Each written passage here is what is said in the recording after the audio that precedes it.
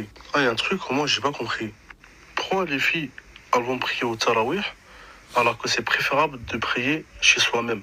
En plus, quand tu pries chez toi, tu auras plus de la récompense. C'est mieux que d'aller au Tarawih. Parce que d'aller prier au Tarawih. Parce que là, tu te fatigues pour rien. Là, tu vas aller pour rien au Tarawih. Ça veut dire, tu n'auras même pas plus de récompense. Assalamu alaikum wa rahmatullahi wa barakatuh, mon frère. Alors, je me permets de réagir à ta vidéo, puisque j'ai vu une sœur juste avant qui a réagi justement à ta vidéo et qui est partie, elle, dans un autre extrême. Alors, juste, mon frère, ici, ce n'est pas une attaque ou une critique, pas du tout, loin de moi. Mais juste, mon frère, il faut vraiment faire attention à ce qu'on dit sur les réseaux sociaux. Quand tu dis que la prière de la femme ne sert à rien lors du tarawih, ce n'est pas une chose qui est vraie ou qui est correcte, tu vois.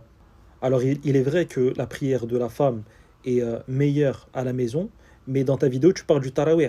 Et si on se restreint au tarawih, il faut savoir que même pour les hommes, et ça va en surprendre certains, même pour les hommes, il y a une divergence. Certains savants voient qu'il est préférable pour les hommes de prier le tarawih à la maison. Donc ici, ce n'est pas spécifique aux femmes, pour certains savants. Mais bon, pour revenir au sujet principal, alors oui, il est vrai que pour la femme, c'est mieux de prier à la maison, que ce soit pour une prière obligatoire ou surrogatoire.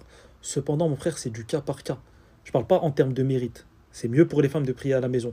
Cependant, comme l'expliquait par exemple le cher Al-Ainizi, qu'Allah le préserve, parfois, pour certaines femmes, c'est mieux de prier à la mosquée. Parce qu'à la mosquée, le fait de prier en groupe, cela va avoir un impact sur elle qu'elle n'aurait pas eu à la maison. Par exemple, pour certaines femmes, le fait de prier à la mosquée, cela va recharger, entre guillemets, leur foi, va recharger leur batterie, et cela leur permettra de faire beaucoup de bonnes actions lorsqu'elles sortiront de la mosquée, et cela leur permettra d'entretenir leur foi tout au long de la journée qui va suivre. Pour d'autres sœurs également, le fait de voir d'autres femmes dans l'obéissance, en train de lire le Coran, en train de prier, de parler de religion, etc., cela va également augmenter leur foi et cela sera des exemples pour elles pour justement faire des actes de bien. Donc il y a certains cas où pour certaines femmes, c'est mieux de prier à la mosquée. Et parfois, il ne faut pas regarder l'acte en lui-même. Qu'est-ce qui rapporte le mieux, le fait de prier à la maison ou la mosquée? Par exemple, si je vous dis, et là c'est un exemple, que pour les femmes, le fait de prier à la maison, elles auront 27 bonnes actions, et le fait de prier à la mosquée, elles ont une bonne action. Bah là, tu vas me dire très bien, donc elles prient à la maison. Alors, pour certaines femmes, donc la base c'est que oui, c'est mieux pour elles la maison, mais peut-être pour d'autres femmes, le fait de prier à la mosquée, ça va tellement les encourager dans le bien que durant la semaine, elles vont faire 1000 bonnes actions. Donc le fait qu'elles aient prié à la mosquée, même si c'était une bonne action, et là c'est un exemple, je ne dis pas que c'est le cas, le fait qu'elles aient prié à la mosquée, ça les a motivées pour faire plus de bonnes actions par la suite.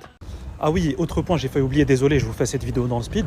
Peut-être que la femme, ces sœurs dont tu parles, à la maison, elle n'aurait même pas la foi de prier toute seule le tarawih, de faire des prières surrogatoires. Et le fait qu'elles aillent à la mosquée, c'est une cause justement pour qu'elles puissent faire ces prières-là. Mais à la maison, elle n'aurait même pas eu la motivation. Donc au final, c'est un bien pour elles.